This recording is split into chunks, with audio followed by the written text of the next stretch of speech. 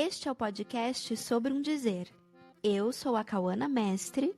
E eu sou a Licene Garcia. Somos psicanalistas e aqui conversamos sobre filmes, séries, literatura, coisas da vida. E claro, sempre com a psicanálise.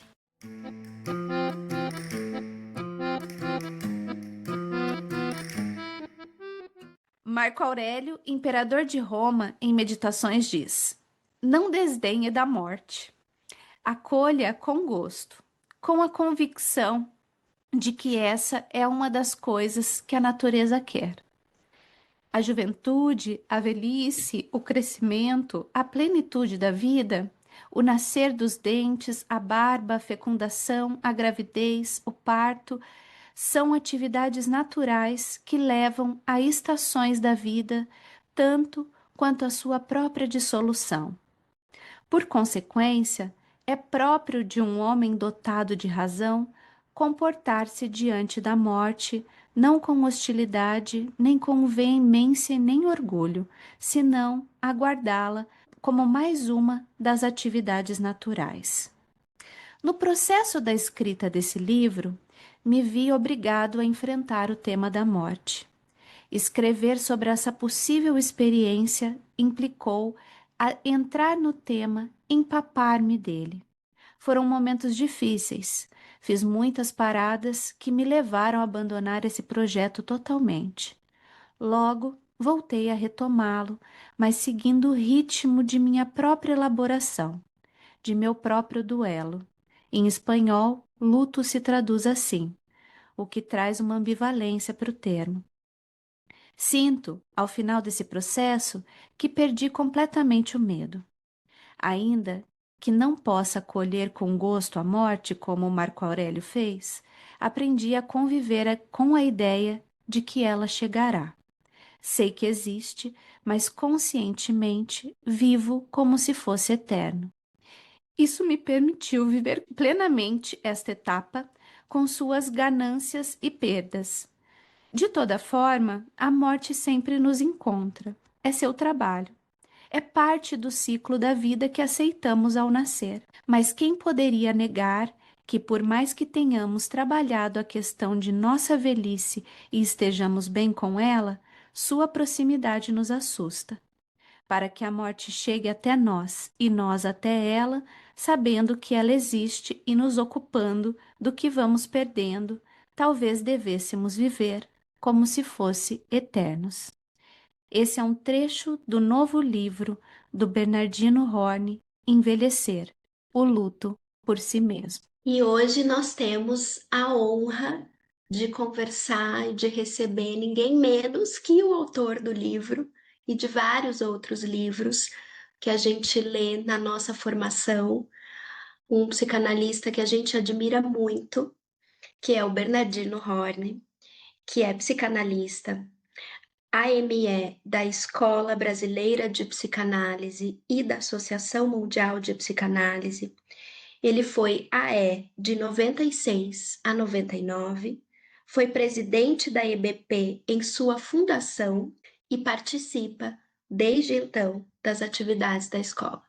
Bernardino, é uma alegria inenarrável para a gente receber você aqui. Eu vou começar com a pergunta que a gente costuma trazer para iniciar o bate-papo.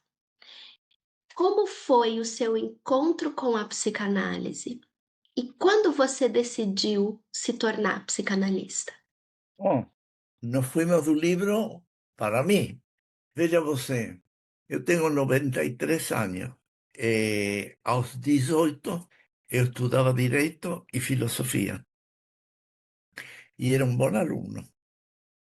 Quiero decir, en Direito tenía 10 de promedio, la mitad de la carrera feita.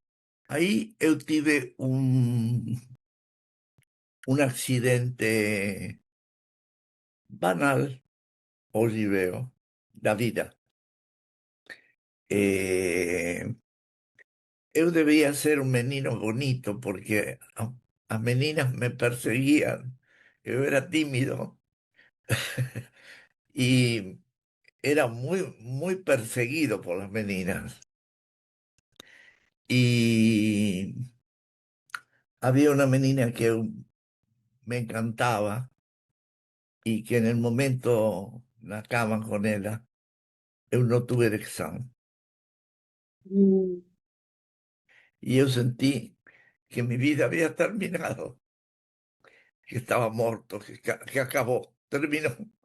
Del suicidio, ahí no había más que un paso. Terrible fue. Bestera, ¿no? Y, y ahí fui un analista, que no existían analistas casi en esa época. En la Facultad de Medicina éramos 3.000 alumnos y habíamos dos que nos analizábamos. Nada. Hoy a mitad. Isso no Brasil, Bernardino? No, en Argentina. Ah, na Argentina. Uhum. En Argentina. E mesmo na Argentina não tinha. Y mismo en Argentina no tenía.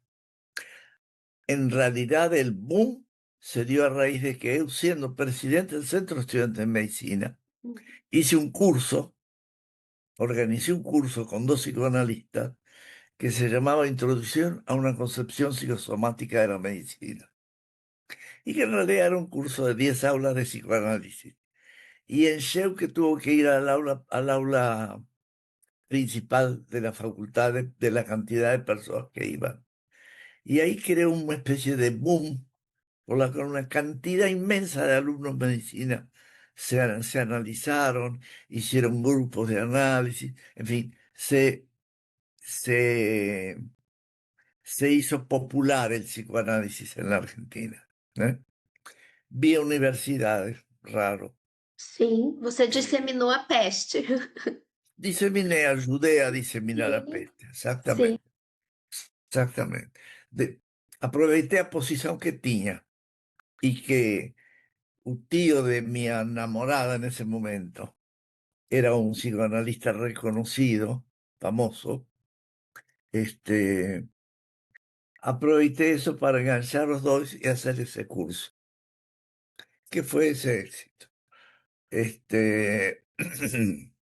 Eu deixei Derecho, fiz un vestibular de medicina que no era fácil. Entré a medicina para ser psicoanalista, porque no existía psicología en esa época. Y la única posibilidad que usted tenía era ser médico. Entonces, eu deixei, entré a medicina.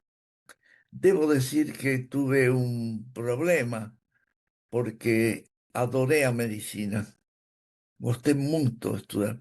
Eu gosto de estudiar. La verdad es un placer. Estudiar y escribir son dos placeres que tengo en la vida. Y adoré estudiar medicina. Pero cuando me formé, ya tenía el ingreso a la IPA, al instituto, ingresé. Fui el mejor alumno del instituto, a raíz de lo cual fui invitado a jantar con Ana Freud en el, Uau! en el Congreso de Copenhague en el 63. Ella convidó los mejores alumnos de cada instituto a jantar. Estábamos presentes 6, fuimos los 6 a jantar con ella, una mujer muy agradable, hasta bonita le diría, con una pele muy linda.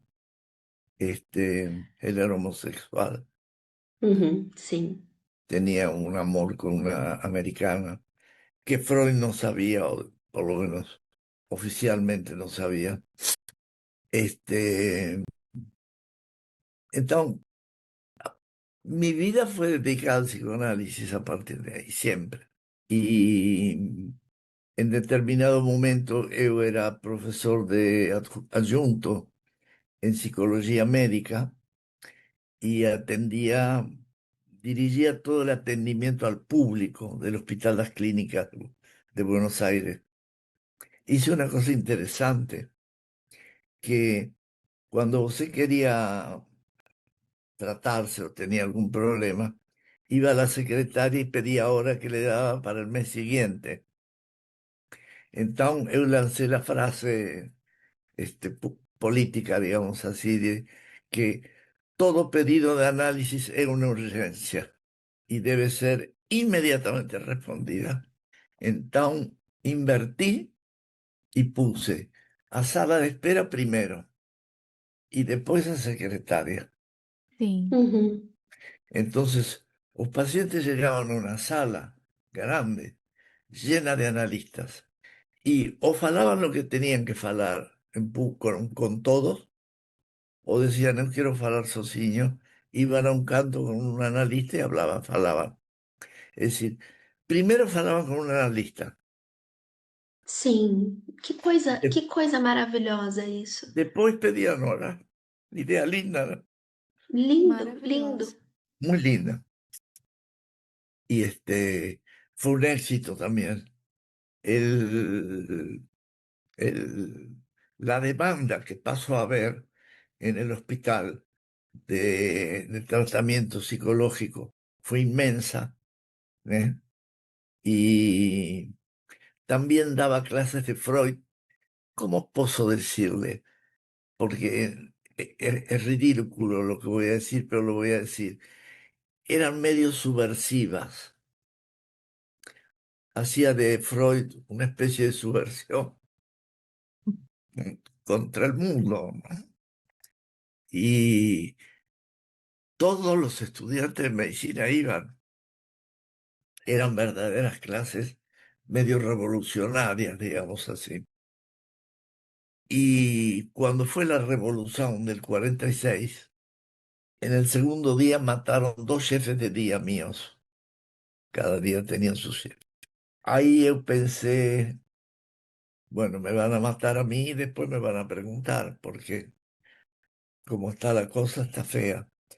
Y yo tenía un grupo en Bahía. Es longa la historia. Eh, yo vine de lua de mel con mi segunda esposa a Bahía, a Carnaval, donde conocí un grupo de jóvenes psiquiatras que querían estudiar psicoanálisis. Y me dijeron que iban a estudiar Fenikel. No sé si conoce Fenikel. Fenikel es un alemán que tiene un libro de este tamaño que resume Freud. Y yo Uhum. le falei, no lean un resumen de Freud, lean Freud. Sim. Sí, pero es muy Sim. difícil. Yo me lembro que como en aquella época acá se usaba la mortalia, estábamos todos de mortalia en un bar con cerveza, en pleno carnaval. Y yo en un guardanapo les escribí una especie de mini programa de Freud. Y les recomendé a una persona de Río que pudiera venir a trabajar con ellos. Mas ellos querían que fuera yo. Y yo comencé a viajar una vez por mes. Viajaba a Bahía. Formamos un grupo que se llamaba NEPI, Núcleo de Estudios Psicoanalíticos, grande, de muchas personas. Ellos estudiaban, yo venía, discutíamos lo que habían estudiado, yo daba aula del futuro, de lo que iban a estudiar, orientaba la lectura. Y ellos durante el mes leían, formaban grupos de estudio, etcétera, y así íbamos estudiando. Cuando yo vi que la cosa estaba tan difícil en Buenos Aires, dije, me voy a Bahía. Sim. Pego el libro de Freud y me vine para Bahía. Y bueno, me fui involucrando, la verdad es esa, ¿eh? Me fui involucrando, después comencé a estudiar Lacan, que no estudiaba en esa época, empezó a aparecer Lacan en castellano. Yo tenía un preconceito con Lacan, Ah, eh, é? da IPA, ¿no? Sim. Ah, sim. Uhum. Que era Claro. muy mal falado. Había un punto que el propio Miller reconoce, que en la medida en que Lacan trabajaba mucho con ser en el primer Lacan, dejaba el cuerpo muy de lado y por lo tanto gozo. Uhum. Entonces ficaba un poco eh, noir el ser. Y Sim. esa era la crítica, que era poco pulsional Lacan, que no daba mucha trascendencia a la pulsión. Esa era la crítica boa da IPA, porque había muchas críticas ridículas, ¿no? Lacan decía cosas duras también. Sim, sem Eh, dúvida. si le voy a ser honesto, un día eu leí en A Dirección do Tratamento y el Principio de todo su poder, porque yo pertenecía a la familia de mi enamorada, que fue mi esposa, solo de familia éramos mayoría en la IPA de Buenos Aires. Era una familia psicoanalítica. La sala de la IPA de Buenos Aires son los móviles de la abuela Sara de mi Nossa, esposa. Era muy familiar, ¿no? sim, Muito. El psicoanálisis era mi familia, mi casa. Y a pesar de que yo venía del interior de la Argentina, yo soy nacido en una fazenda, soy hombre más bien de caballo que de carro, pero este, fui adaptándome. Y, y fue muy impactante para él que yo, digamos, saliera de la IPA y me fuera hacia Lacan. Eso lo fiz aquí, estando en Salvador. Tal vez si hubiera ficado en Buenos Aires, no hubiera podido hacer. Y yo hallo que Salvador me salvó de eso, porque me metió en algo que realmente gosté mucho de estudiar. Gosté mucho de estudiar Lacan, de la constante de la constante obligación de tener que pensar que nos coloca Lacan, ¿no es cierto? exato. En ese contexto, sigo falando, Pode Por continuar, favor. por favor. en ese contexto, yo vi que había tres grandes momentos pulsionales en la vida. El nacimiento, donde o vivimos o morimos. Adolescencia, que es un periodo donde hay que definir cosas muy serias, nuestro Sim, futuro, la vida, el trabajo, el sexo, si voy a ser mujer, hombre, homosexual, trans, o que for. Eh, y a Belice, a muerte.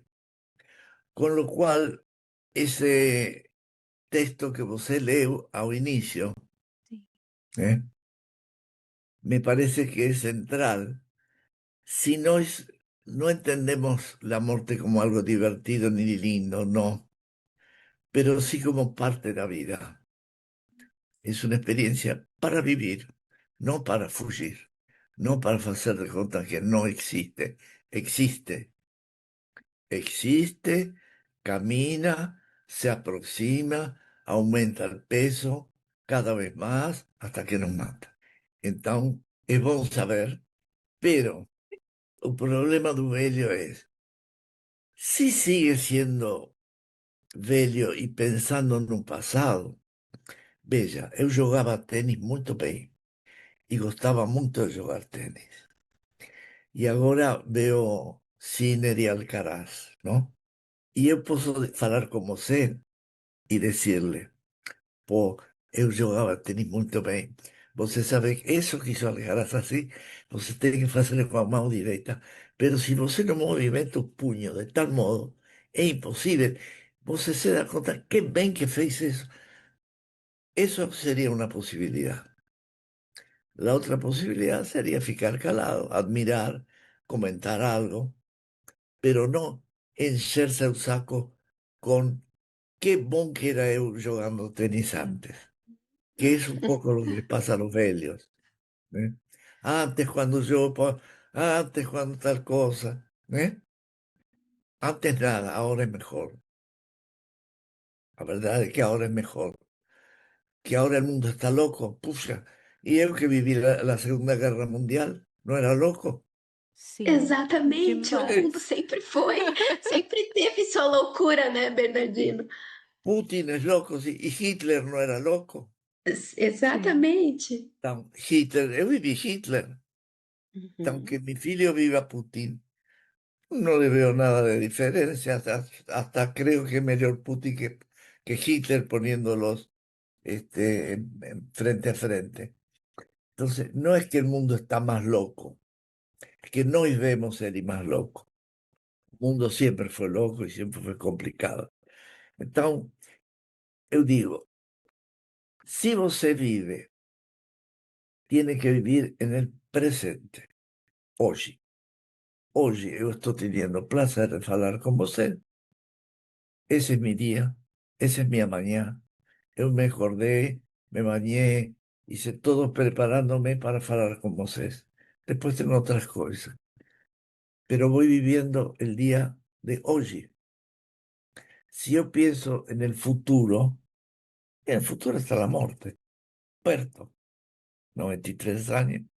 Bernardino, mas eu queria, eu fico te escutando assim, muito maravilhada, né, com essa sabedoria e me lembra muito as conversas que eu tinha com a minha avó, que era uma mulher muito sábia, que ela nunca estudou, não tinha nenhuma formação, mas ela tinha uma sabedoria, um saber fazer com a vida, assim, e ela dizia exatamente isso. Ela falava: o tempo da gente é o tempo em que a gente está, e não o tempo do passado, né? Mas eu queria te perguntar como foi essa.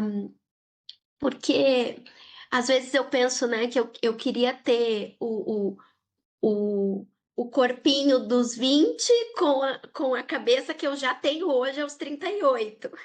Então, tem algo que a gente constrói com o tempo também, né?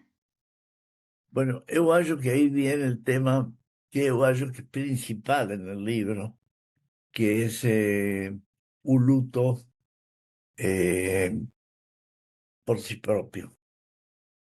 Yo pongo un ejemplo de una maratona. Yo corría maratona y yo había estudiado a maratona. Yo salía con bicicleta o carro y estudiaba los tiempos, calculaba, aquí vengo con tal tipo de trote, acá voy a dar una parada, descansar, respirar hasta acá y a partir de acá voy a dar una embalada. Es decir, yo preparaba mi corrida, porque tengo la teoría de que el que gana se cansa menos que el que pierde. Es- siempre pensé eso. Entonces, y como fui deportista toda la vida, hice muchos deportes, eh, fui competitivo, ¿no? Entonces, en un momento sentía que él quería pasarme, digo medio brincando, sentía a barriga de él en mi cotovelo, ¿no? Y pensé, hasta llegué a pensar, qué bestera estar corriendo acá en la rúa con otro hombre, que pase y que se divierta. Y después dije, no, yo corrí, dije, "Vea, no voy a ganar, no voy a parar ahora. Después voy a pensar si me inscribo en otra, pero esta ya me inscribí, ya está, voy a ganar. ¿Por qué traje esto? Ah, pero tengo que hacer un luto de aquel corredor. Hoy camino con bengala. Camino con bengala y tengo dificultades, tengo que tomar cuidado de no caerme. Entonces, para aquel que corrió, que jugó tenis, que fue campeón baiano de maratona, etcétera, estar en esa posición es un luto. Sim. Sim, No poder chutar a pelota a mi neto, sim, vos no sabe la tristeza que me da.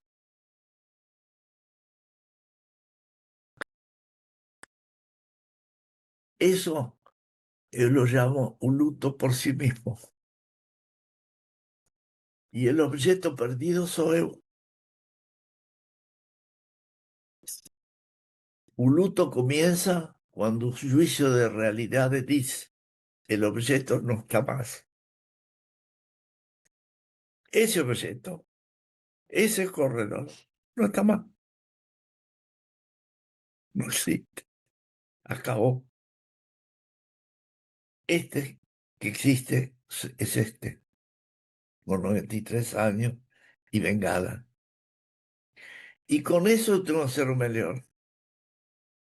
Vivir hoy, divertirme con la bengala, usarla para a ver si acierto el botón del teléfono, del cargador, ¿no? Brincar con mis dedos con la bengala, ¿no? En fin, usar lo que eu posso usar hoje. E te escutando é muito bonito, né? E aí me faz pensar assim e te perguntar, talvez seja uma pergunta óbvia, mas né, não é óbvia. O que te levou a escrever esse livro? Porque é isso, né? É um livro que você fala desse tempo presente, mas que também reposiciona algo da vida. Mira, su pregunta es tan interesante que eu non sé responderla. Porque eu tengo la teoría de que el libro se escribió sozinho, que no lo escribí eu. Se escribió, no sé cómo. Eh, Primero, no me pareció importante, me pareció un libriño. Segundo, me pareció ofensivo que se considere más importante este libro que Campuniano, por ejemplo, que es un libro Ó, que nós ficamos muito divididas, viu? Porque Campuniano é um livro É um assim, divisor de águas na nossa formação. um divisor de exactamente, águas, sem eso dúvida. entiendo, es un divisor de aguas en la formación. Sí, va a llevar tiempo porque ahora hay cartéis, grupos de estudio, porque es difícil, algo que está muy bien explicado, Muito. algo que hay algunos otros trabajos que no meu, por ejemplo, el de Patricio Álvarez, es un trabajo fantástico que vale la pena leer dos, tres, cuatro veces. Varios hay, excelente. Toda la parte del sueño, de cómo el material consciente es absorbido y transformado en un vivo de un sueño, algo que no está escrito en ninguna parte del mundo de esa forma, con ese detalle. Entonces, hay Exato, riquezas muy grandes en ese libro. Y sim. yo decía, ¿cómo es posible que yo soy famoso por este librito y por aquel que es tan importante, ni me conoce? La respuesta es clara, uno es un libro puramente psicoanalítico, científico, y este es un libro de gran público, ¿eh? Mas é um livro corajoso. Y de gran público culto, diría, no cualquiera. Uhum. Entonces, corajoso tem. Una, el luto por sí mismo. Hay que hacer un luto por sí mismo. Hay que abandonarse. Hay que dejarse atrás. Aquel no falo más de aquel. El que corría, ya, corría, no existe. Ahora ¿qué pasó con este? El segundo es el sexo. Creo que en ningún lugar se fala del sexo como en falo ahí. Y marco dos puntos que me parecen fundamentales.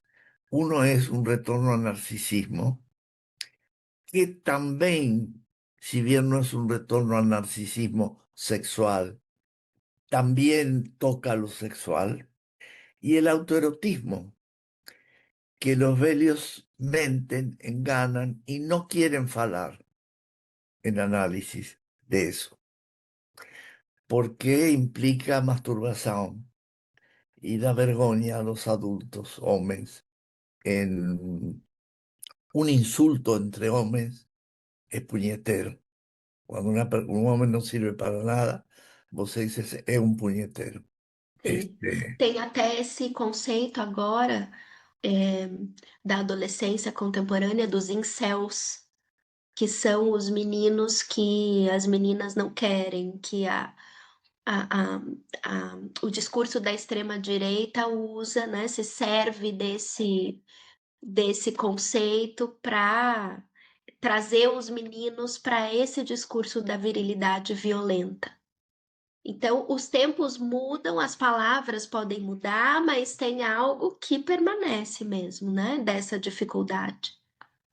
Eu coloco, yo no sé si en ese libro o en el siguiente, porque ya hice uno que terminé sobre adolescencia, porque mi idea era escribir sobre 3 momentos: o nacimiento, adolescencia y velhice, y muerte, digamos. ¿Eh? Ahora terminé el de adolescencia, no sé si sabe que lo digo, más hay algo de que no quieren hablar mucho de eso. Por ejemplo, la primera persona que vino, que era una persona amiga, y que de alguna forma fue la que impulsó a hacer un libro, porque me impactó el impacto que había causado en él a lectura de ese libro noruegués, que yo compré el libro, cosa que no hago siempre. Compré y leí, y realmente era un conto absolutamente banal, donde un velho va a una puerta, le resulta muy difícil y finalmente consigue voltar a su cadeira y mirar televisión. Esa vida de ese hombre me horrorizó porque es como el futuro, invariablemente. ¿Eh? Freud dice, hay dolencias de cabeza, hay dolencias de cuerpo y hay dolencias de cabeza y de cuerpo. Por suerte, dice él, yo tengo dolencias de cuerpo y no de cabeza. Yo digo lo mismo. Por suerte, mi cuerpo no está muy bien. No es nada de muerte, pero molesta vivir bien. Mi cuerpo me eleva a tempo y me exigen un horario de médicos y de remedios. Es una parte de mi vida es dedicada al cuerpo que antes no era. Es decir, antes era dedicada a correr, ahora es dedicada a tomar remedios, ir a farmacia y médicos. Todo bien, esa es mi vida, pero el resto de la vida, yo estoy bien, yo puedo escribir, yo estoy hablando con usted, yo tengo que disfrutar de eso. Eso es de lo cual yo puedo tirar alegría y es de eso que debo.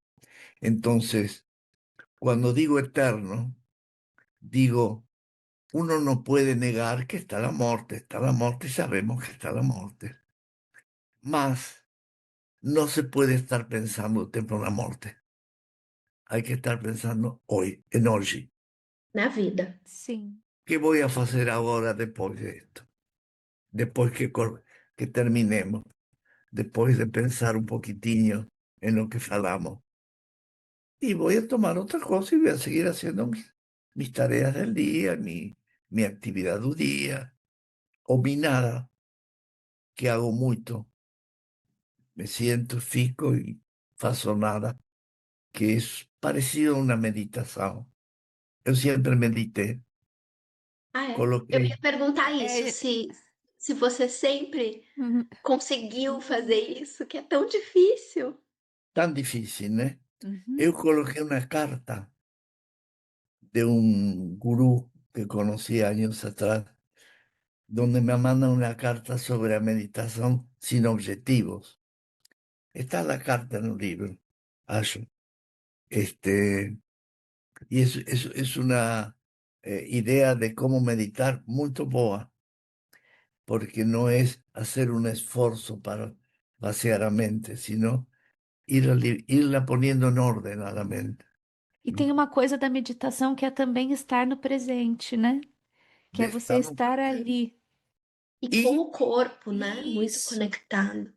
y que tiene que ver con que ahí lo define así, que se crea una cierta grieta por la cual entran ideas que no podían entrar, entran en ideas nuevas.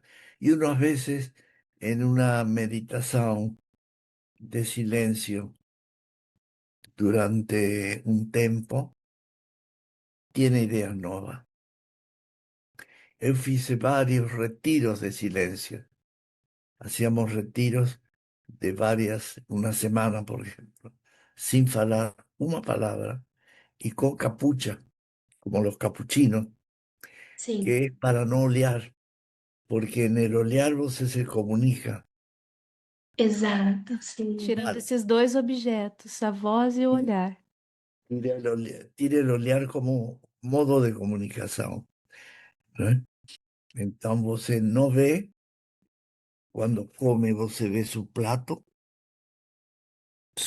no ve al de al lado, y apunta a una soledad total. Você como sé. Mas é um excelente exercício para um psicanalista, né? Sí, para todo el mundo, porque Sim, es un momento de encuentro con uno. Yo acho que uno puede dedicar unos minutos del día a eso. Yo tengo una janela muy bonita al mar. Mi, mi escritorio olha ao mar, una playa y un mar. Yo gosto de la mañana, cuando voy a trabajar de la mañana, yo abro las janelas y hago un ejercicio que es una meditación muy rápida, que você se agacha expirando y él se endereza por la inspiración. Al entrar o ar endereza a você, como si você tuviera un boneco desinflado y lo infla, y al inflarlo él se va poniendo, tomando forma. Você olho así el horizonte de la playa y falo con palabras, que no es fácil. No es fácil hablar con palabras. Digo, abro mi corazón. Después cierro. Esa es una meditación que yo faço antes de ir a trabajar, para ir con el corazón abierto a trabajar, a poder oír los otros corazones, de corazón a corazón, como dice el mono. que lindo Que isso. lindo, Bernardino. Dino, você falou da solidão. Sí. Eu queria te perguntar, mudou a sua relação com a solidão com o passar do tempo? Yo coloco ahí que yo voto el tema de soledad porque es grave, mas no es mi problema. Yo no tengo problema con soledad. Eh, Me gusta farra, me gustan los amigos, me gusta mucho mi familia, me divierte ir a almorzar una mesa grande y divertirnos, todo eso. Mas no sufro estando sozinho. Puedo pasar una tarde en mi cuarto, tranquilo, no siempre haciendo algo, muchas veces sin hacer absolutamente nada. Soqueto, no sufro soledad. Por en cuanto no sufro soledad. Eh, Más hay personas que no tienen nada que pensar o nada que hacer, que están sozinhas, que dan esos chistes de que hay murisocas, bueno, pero ponemos a avó ahí en el medio para que las murisocas... Ese tipo de brincadeiras, ¿no es? Entonces, en resumo, yo acho que uno puede encontrar na velhice as cosas boas da velhice, que no son iguales de boas, ni tienen por qué serlo a las de joven ni a las de crianza. Son Sim, propias. Y hay muchas ruins. Algunos no corpo. Hay que lidiar con eso. Cuando yo era adolescente, ¿era un adolescente alegre, feliz, sin problema? No, yo no era un alegre, feliz sin problema. Era un menino alegre, era estudoso, me iba bien, mas me perseguían las meninas, que era un terror para mí. Este, sí, quiero decir, me llevaba a una exigencia que uno, Claro. É. que si uno, que uno estaba acostumbrado.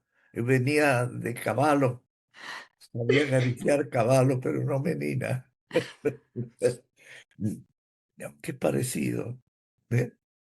La adolescencia tiene sus problemas y Abelice tiene sus problemas.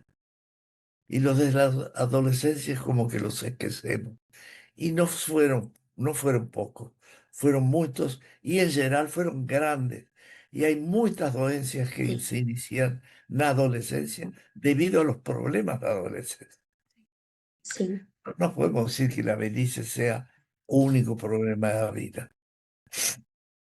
En ese exatamente. sentido digo que uno puede tirar algunas ventajas en la velhice, como ser sabiduría, conversar con filhos, conversar con, ayudarlos al inicio.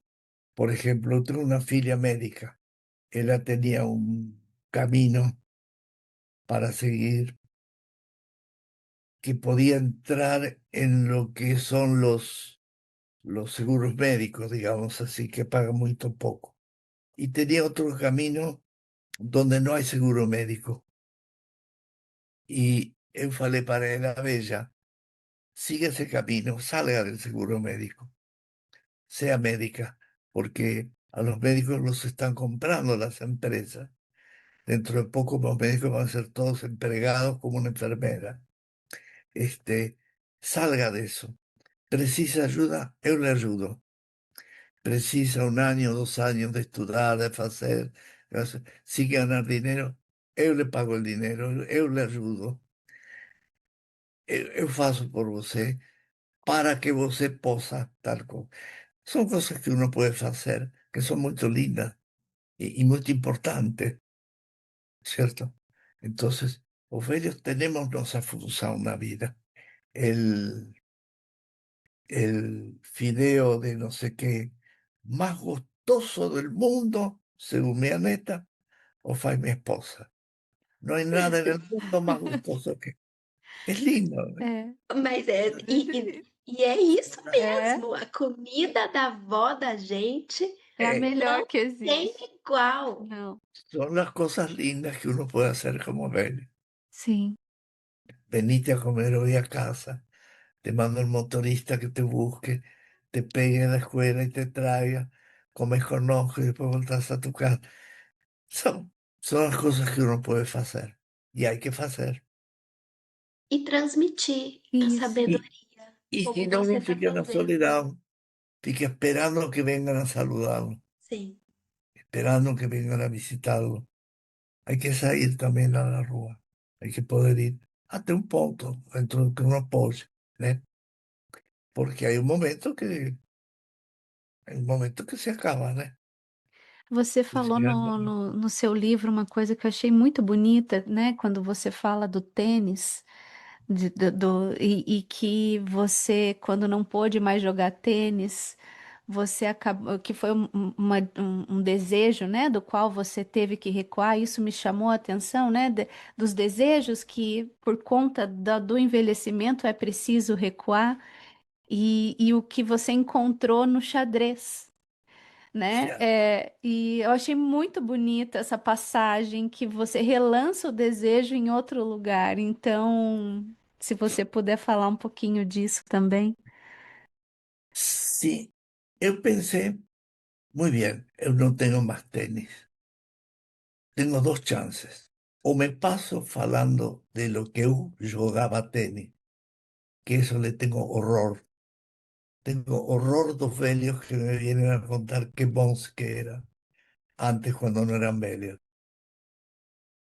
Horror. No quiero ser ese velho.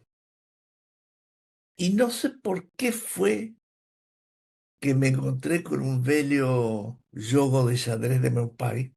Tiré ele, lo abrí, faltaba unas pesas. compré uno nuevo y empecé a jugar con mi neto, a enseñarle a jugar. Y de ahí se me ocurrió y terminó en que yo tengo un aula con un profesor que esteve ontem, que hacemos juegos. Por ejemplo, él puso un peón y un rey, y enfrente hubo otro rey. Y me dijo, me faló, ¿cómo da mate al rey con esto? Y tuve que jugar, interesantísimo fue. Y cada 12 sextas-feiras más o menos, viene un grupo grande de iniciantes que entre nos jugamos durante la semana, nos ligamos por teléfono. Tenés media hora, hoy paso ahí, yo, ¿eh? En general pasan por acá y juegan. Jugamos una partida y revancha. Y, y ahí vienen todos. Mi esposa hace unas comidas ricas y con agua y Coca-Cola y jugamos todos contra todos, hacemos ejercicios de juego, ¿eh? Este, eh, Nos divertimos. Yo lo llamo mi tenis. Antes me encontraba en la cancha de tenis con los muchachos, jugábamos, falábamos, brincábamos. Ahora me encuentro en casa, en la hora del ajedrez, del xadrez, y brincamos, hacemos cosas y jugamos xadrez. Es lo que puedo hacer. Es mucho mejor divertirme jugando xadrez, haciendo brincadeiras con el que perdió o con el que ganó o con las jugadas que fez o cómo se le ganó. Es mucho más divertido eso que estar falándoles a ellos que bien que jugaba tenis eu. Lo que es presente, si yo estoy presente hoy, yo soy joven, en el sentido estoy funcionando como un joven en el presente. Soy un sujeto do presente que tiene muchos años. Vos es un sujeto do presente que tiene menos años do que eu. Bastantes. Eh, Mas que vivemos o mesmo tempo, Más que vivemos. Isso. compartilhamos do mesmo tempo. Y vos Exato. no puede estar ouviendo las historias de mi tiempo. Porque es chato. Una vez, una historia es lindo, ok. Pero hay velhos que están o tempo todo falando do pasado. Sim. Y eso es insoportable. Entonces, yo creo que hay que vivir en un presente y como si fuéramos eternos, en el sentido, no estar pensando que mañana me voy a morir. Yo me puedo morir ahora cuando terminamos, me caigo, me bato la cabeza y me muero. Puede ser, pero no tiene ningún sentido pensar en eso. Si pasa, pasa y pasó y chao. Tenés que ver qué paso con eso. Por en cuanto, tomo cuidado al levantarme, tengo la bengala de un lado, me cuido de no Sim, caerme. Sí, lógico, claro. pero no vivo en eso. Mi vida no es no caerme tampoco. Mi vida es hablar con vos, escribir otro libro. Ahora estoy inventando otro libro para escribir. ¿Eh? Estoy viendo con Alejandra si el de la adolescencia entra en grama o no entra en grama, porque está hecho como contos. Ah, eu tô ansiosa para É. esse. Eu, Bastante. essa trilogia me chamou muita atenção. Lindísimo. Nossa, Ese último es lindísimo. Yo estoy apasionado por él. o da adolescência? Sí, porque es la historia de dos adolescentes. Ai, que lindo. Dos historias separadas que no tienen nada que ver una con la otra. Pero en la primera, que es cuando él tiene muy pocos años, llega a la conclusión, después llega a tres conclusiones. Una, que hay que saber de amor. Dos, que hay que saber de guerra. Y la tercera, y hay que mantener algo indómito. Hay que sustentar en uno mismo algo indómito. No permitir que lo dominen, que lo domen en el sentido de caballo, lo digo, ¿no? Sim, Domar un sim. caballo. Mantener algo indómito, ser un caballo que tiene algo indómito. Maravilhoso. É o É, trabalho de uma análise também, é. né, Bernardo? Exacto. Entonces, un rapaz del conto, cuando termina, llega a esas tres conclusiones, que me parece que son conclusiones interesantes para un adolescente, Sim. Sim, para qualquer um, sem dúvida. ¿cierto? Este, y lo indómito era una gestión de mi abuelo. Mi abuelo insistía que había que, decía, caballo manso va al arado, caballo bravo hay que domarlo. Y él decía, hay que ser caballo bravo, no gustaba de caballo manso. Y él me ayudaba, me daba fuerza para que él fuera indómito, digamos así. Una facenda donde había peleas a muerte, a cuchillo, no era fácil, ¿eh? Indios guaraníes en el norte de Argentina, eran todos indios. Yo fiz amor por primera vez con una india en guaraní, hablando en guaraní. ¿Eh?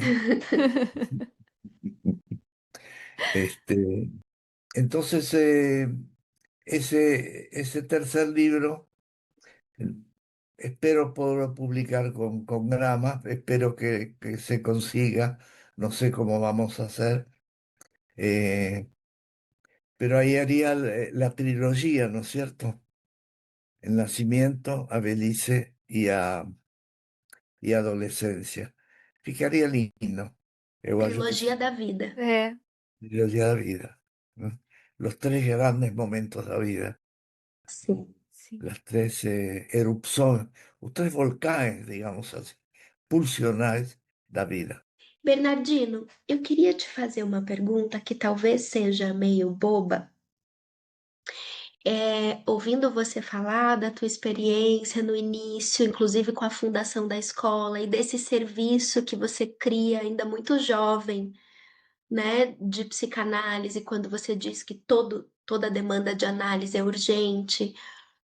E aí eu fico pensando um pouco na psicanálise hoje, como ela se transformou, como tudo na vida vai se transformando. Pensando muito também em como a psicanálise hoje alcançou a mídia e as redes sociais e tudo mais. Como você vê o movimento da psicanálise hoje?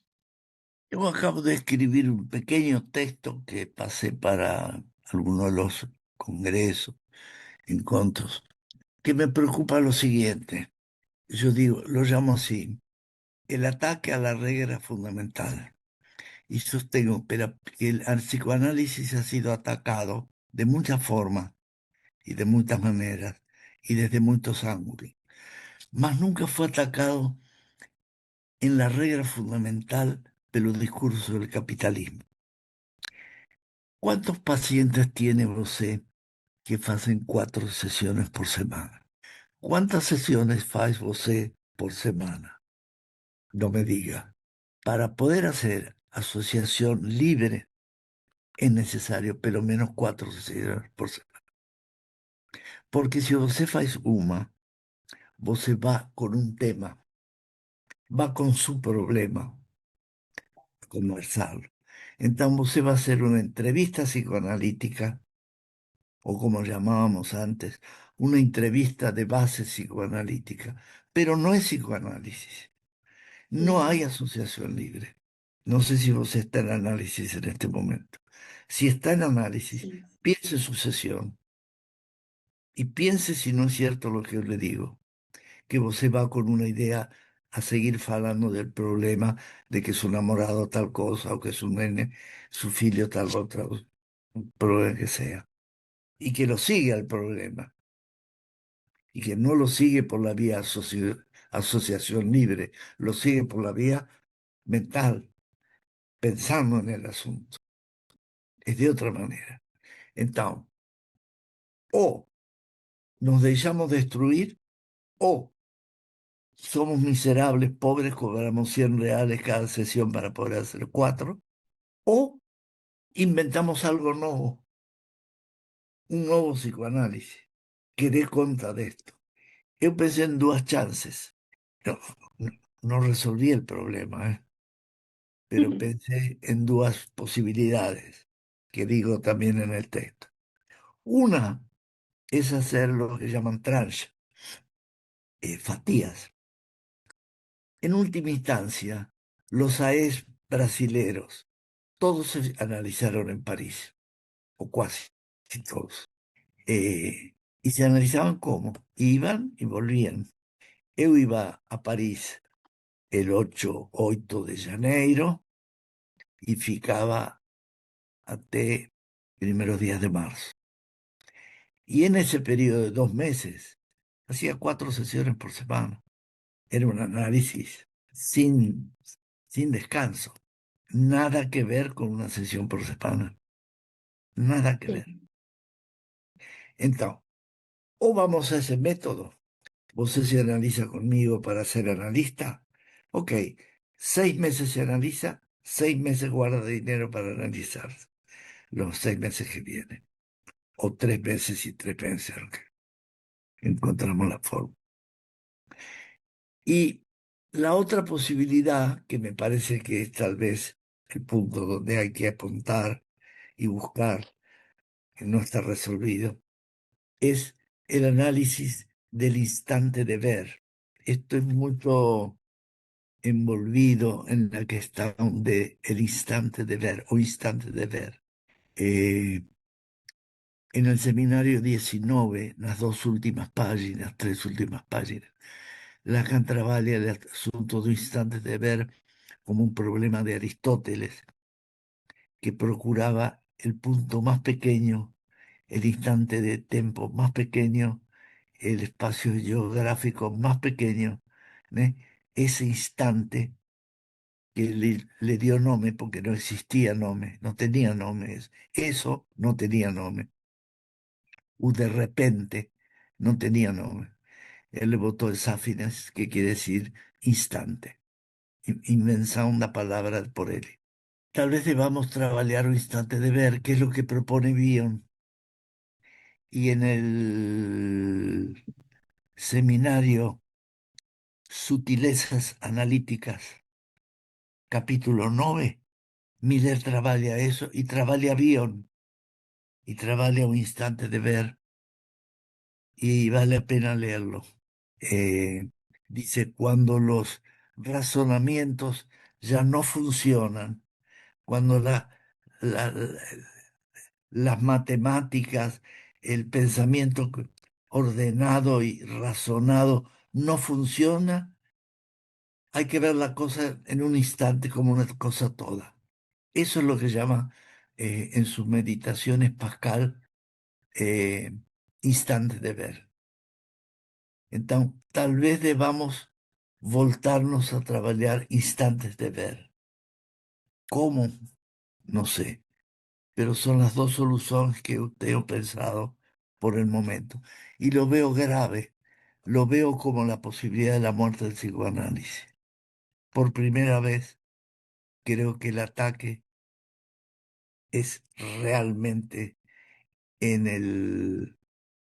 en la raíz del psicoanálisis, que es la asociación libre. Vos se tira la asociación libre y tiro análisis. Puede Sí, ser cualquier tipo de reflexión analítica, pero no es análisis. Sim. Y en este momento hay muy pocos análisis realizándose en el mundo. Y hay muchas reflexiones analíticas que facilitan más el consejo, que facilitan más que el analista opine, que van llevando lentamente a una conversa, que es lo más alejado, afastado de lo que debe ser un análisis. El análisis no es una conversa. Entonces, usted me pregunta, lo veo difícil al tema del psicoanálisis. Y es posible que seamos pasados por encima, ¿no? Seamos arrasados por las circunstancias del mundo. O que también no me preocupa porque no es el fin del mundo, vendrá otra forma, vendrán otras cosas, ¿no? ya estuvimos al borde del fin del mundo muchas veces y siempre se inventó algo y salió adelante. No siempre fue lo mejor, pero entonces eso es lo que puedo decirle, que lo veo como una preocupación al futuro del psicoanálisis. Sim, La gente lee poco Uhum. en los cursos. No es el instituto, tenemos un curso que estudia Freud y que actualmente estudia lectura y comentario de los textos. Hay que leer y comentar los textos.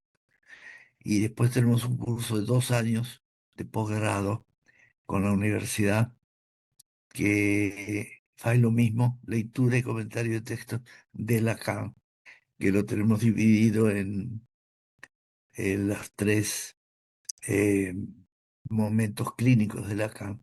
Eh, el síntoma, el, el significante, el fantasma y el santón. Entonces, el significante a dirección de un tratamiento, hay que tomar el SRP de la letra, un fantasma que tiene menos, más rápido, y después un santón, ya el seminario 19 y 20, 23. Entonces, eh, leer esos textos, leer algunos trechos de textos, no todos, y comentarlos, y escribir sobre eso. Los alumnos tienen que escribir, todas las aulas tienen que escribir algo sobre el texto. Y yo soy muy fan de una frase que Shakespeare pone en la boca del rey de Inglaterra cuando en la batalla de Trancourt, cuando vence a los franceses. No sé si estamos muy longos, pues le cuente la historia, não pero tem problema. eh, Francia tenía la caballería más poderosa del mundo en ese momento. Inglaterra eran unos fantoches cualquiera, no tenían nada. Más habían descubierto un árbol que era muy difícil de flexionar, pero si vos conseguía flexionar, la seta, en lugar de ir a 100 metros, iba a 300, para lo cual vos debía usar este dedo. No podía usar este, tenía que usar este. Agarraba este dedo de una manera especial y soltaba. Y los franceses le cortaban este dedo a los ingleses. Y los ingleses le mostraban este dedo a los franceses. Más la que estamos es, el rey de Inglaterra entonces dice, pobres los que no están acá con nosotros hoy. Después de nuestro triunfo van a decir, tenía gustado estar ahí. Y vamos a ganar, no porque es fácil, sino porque es difícil. Y Kennedy, cuando manda el hombre a la luna, Kennedy era un lector de universitario, leía Shakespeare, con certeza que lo leyó Shakespeare, dijo, y vamos a mandar un hombre a la luna, no porque es fácil, porque es difícil, vamos a mandar un hombre a la luna. Y no tenemos que encontrarle la solución a este problema del psicoanálisis, no porque es fácil, porque es difícil. Sim. Es muy difícil, mas tenemos que encontrar la solución, porque si no nos quedamos sin psicoanálisis. No, no, tuvimos ya la suerte de tenerlo, pero los que vienen se pierden Claro, en la experiencia magnífica que es el psicoanálisis. é muito impactante a sua resposta, É, pelo menos para mim, sim. Bernardino, assim, é, e sem dúvida, eu acho que é isso que precisa nos colocar a trabalho. E vai ser um trabalho de invenção, né? Tem que ser um trabalho de invenção. Tenemos que reinventar un psicoanálisis hoy, Exatamente. que mantenga la radicalidad, porque él tiene una convicción total sobre un asunto.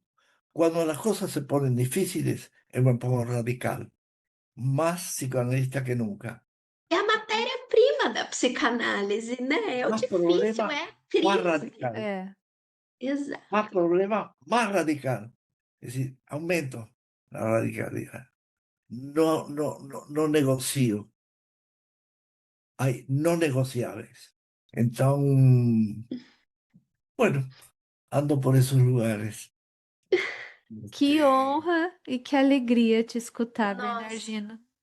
Foi uma aula sobre a vida e sobre a psicanálise enquanto uma causa na sua vida. Então, é uma transmissão o que você faz aqui hoje com a gente.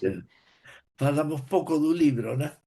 A gente falou do livro o tempo todo, El né? otro día, una filia me dice, mira, papá, y se muestra así, ¿no? Con el libro. Y yo le digo, pucha, yo quería que estés con el libro del Capuniano, porque digo, me da lástima pasar que todo el mundo me conozca por ese libro y no por el otro. Le digo, papá, el otro no lo entiende nadie. Esto lo entendemos todos.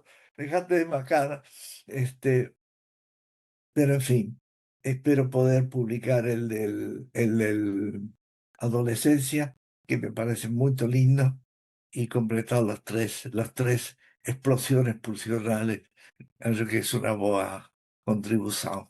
Nós aguardaríamos ansiosamente a Y é uma publicação divertida. excelente dos dois. contribuição, como toda a sua transmissão.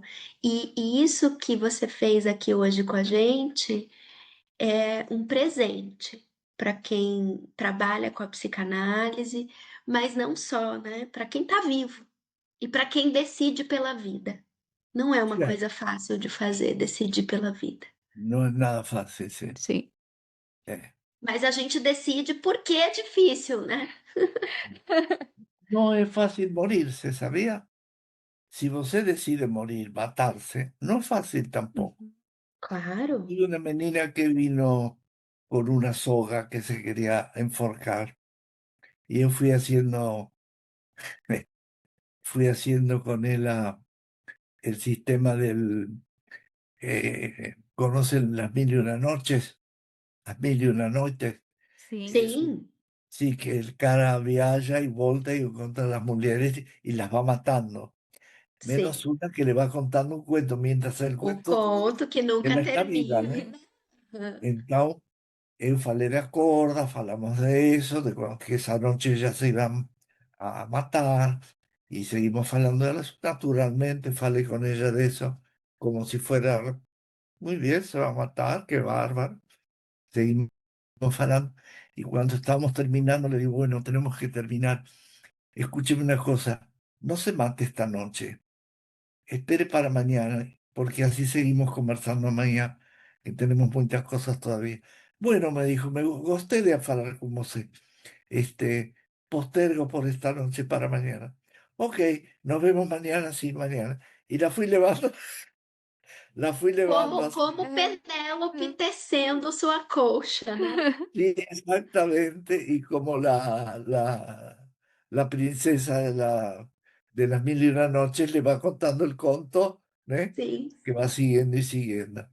Y bueno, ahora es una persona que está muy bien, etcétera. Otra historia. Se salvó. Pero no es fácil matarse también, ¿no? ¿Sabía? No es fácil vivir y no es fácil matarse. Llogarse de una avellanela es una idea fuerte, ¿no? Debe ser lindo pensar que va en el aire, cuando va en el aire, ¿qué va a ser? Los melancólicos se dejan caer, porque como no prestan, caen. Los maníacos no caen, pulan para cima para encontrarse con Deus, con una nube, con una... ¿eh?